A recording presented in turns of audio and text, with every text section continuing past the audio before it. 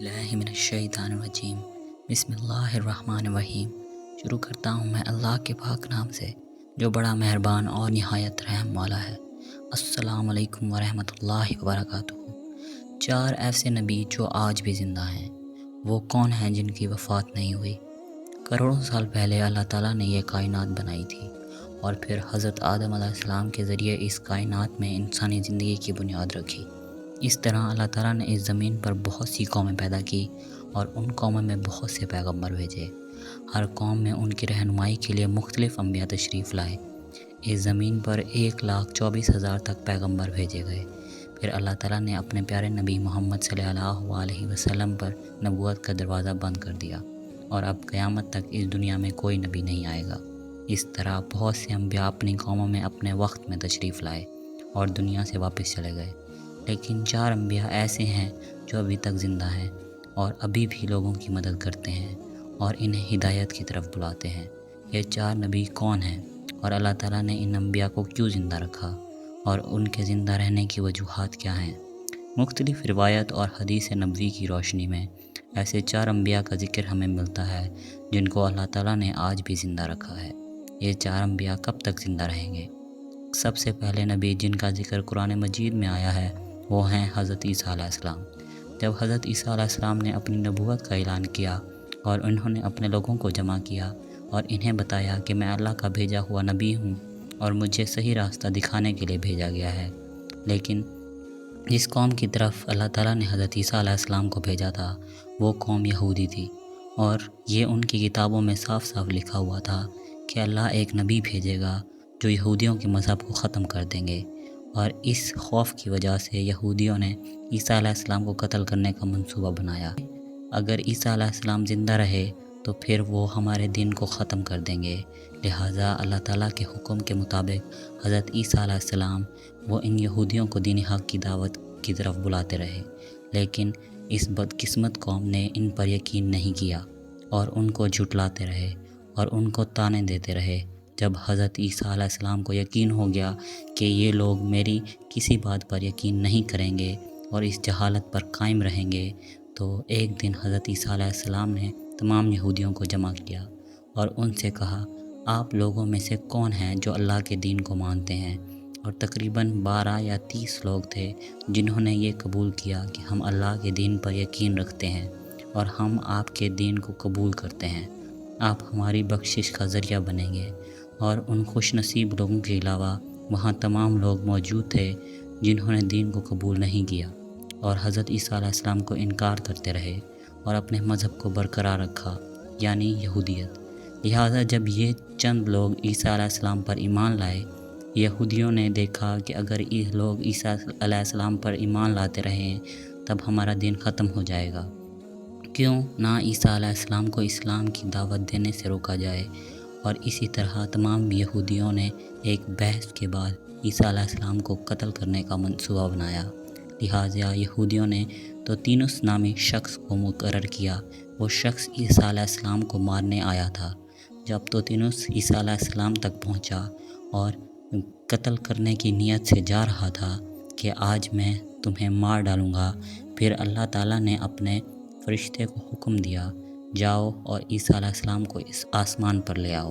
اس فرشتے نے اللہ کے حکم کی تعمیل کی، عیسیٰ علیہ السلام کے پاس گیا اور عیسیٰ علیہ السلام کو آسمان پر لے آیا۔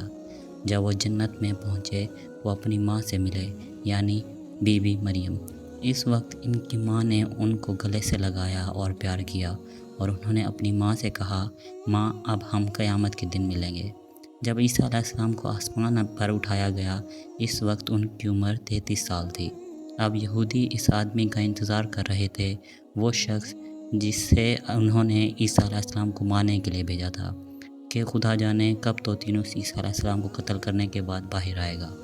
جب بہت دیر ہو چکی تھی، جب وہ شخص واپس نہ آیا، پھر تمام یہودی عیسیٰ علیہ السلام کے گھر گئے دیکھنے یہ کہ کیا معاملہ ہے۔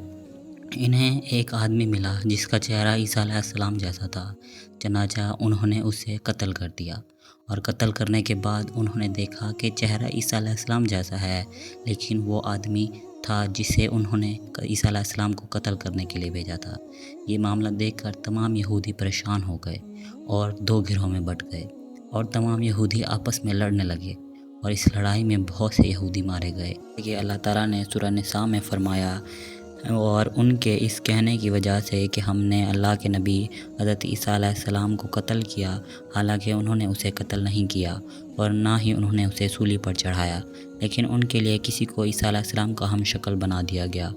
اور کوئی شک نہیں کہ جو لوگ ان کے بارے میں اختلاف کر رہے ہیں اور انہیں کوئی علم نہیں، لیکن جو لوگ عقیدہ پر چل رہے ہیں، بلکہ اللہ تعالیٰ نے حضرت عیسیٰ علیہ السلام کو آسمانوں پر اٹھایا، یقیناً ان کو قتل نہیں کیا گیا، اور یقیناً اللہ تعالیٰ حکمت والا ہے۔ اللہ تعالیٰ نے حضرت عیسیٰ علیہ السلام کو اپنی حکمت کے ذریعے آسمانوں پر اٹھایا۔ حدیث نبوی میں ہے، حضرت محمد صلی اللہ علیہ وسلم نے فرمایا کہ حضرت عیسیٰ علیہ السلام آئیں گے قیامت سے پہلے اور اپنی زندگی سنت نبوی کے مطابق گزاریں گے، اور عیسیٰ علیہ السلام صلیب توڑ دیں گے اور دجال کو ختم کر دیں گے، اور عیسیٰ علیہ السلام اس دنیا میں 40 سال تک زندہ رہیں گے اور اللہ تعالیٰ کے دین کو عام کر دیں گے۔ مدینہ کی زمین میں انہیں دفن کیا جائے گا، اور جو لوگ مانتے ہیں کہ عیسیٰ علیہ السلام مارے گئے تھے یا سولی پر لٹکا دیے گئے تھے، وہ دائرہ اسلام سے خارج ہیں اور وہ کافر ہیں۔ دوسرے نبی جن کی بات کرتے ہیں جسے اللہ تعالیٰ نے زندگی عطا کی ہے، وہ حضرت خضر ہیں۔ حضرت خضر اس وقت دنیا میں آئیں گے جب دجال اس دنیا میں ظاہر ہوگا، اور دجال اس دنیا میں اپنا فتنہ پھیلائے گا اور دنیا والوں کو اللہ کے دین سے دور کر دے گا۔ اس وقت حضرت خضر علیہ السلام لوگوں کو اللہ کے دین کی طرف بلائیں گے، وہ لوگوں کو نیکی کی طرف بلائیں گے اور انہیں برے کام کرنے سے منع کریں گے۔ اور ایک روایت میں ہے کہ رسول پاک صلی اللہ علیہ وسلم وہ اپنے ساتھیوں کے ساتھ حضرت خضر علیہ السلام کا واقعہ سنا رہے تھے۔ انہوں نے کہا کہ حضرت خضر علیہ السلام کے والد ایک بادشاہ تھے، وہ انہیں بادشاہی دینا چاہتے تھے، لیکن حضرت خضر علیہ السلام کو دنیا کی بادشاہت پسند نہیں تھی اور اس نے دنیا کی بادشاہت لینے سے انکار کر دیا۔ اس نے اپنے باپ سے کہا، میں دنیا کی بادشاہت نہیں لینا چاہتا۔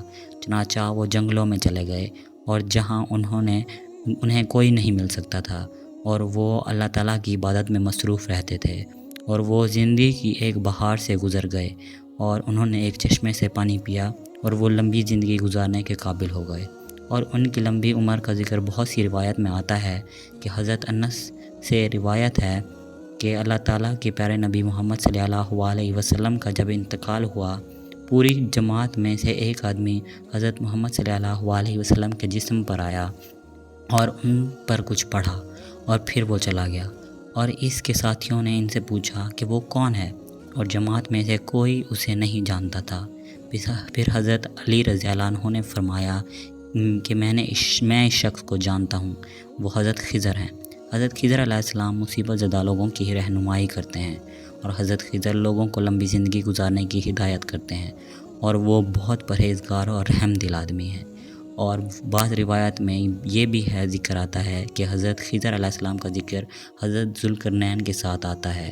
حضرت عیسیٰ علیہ السلام اور حضرت خضر علیہ السلام کے بعد تیسرے نبی جن کا ذکر قرآن مجید میں 2 مقامات پر آیا ہے، وہ حضرت الیاس ہیں۔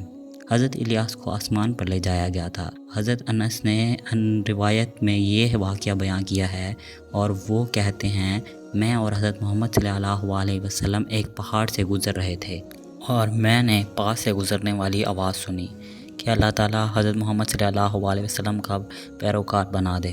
یہ آواز سن کر اللہ کے نبی صلی اللہ علیہ وسلم نے مجھے حکم دیا، اے جواب جانو یہ آواز کس کی ہے؟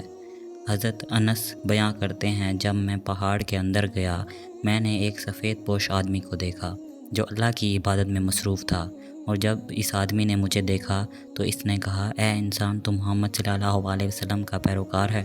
حضرت انس رضی اللہ عنہ نے فرمایا، میں نے بولا جی ہاں۔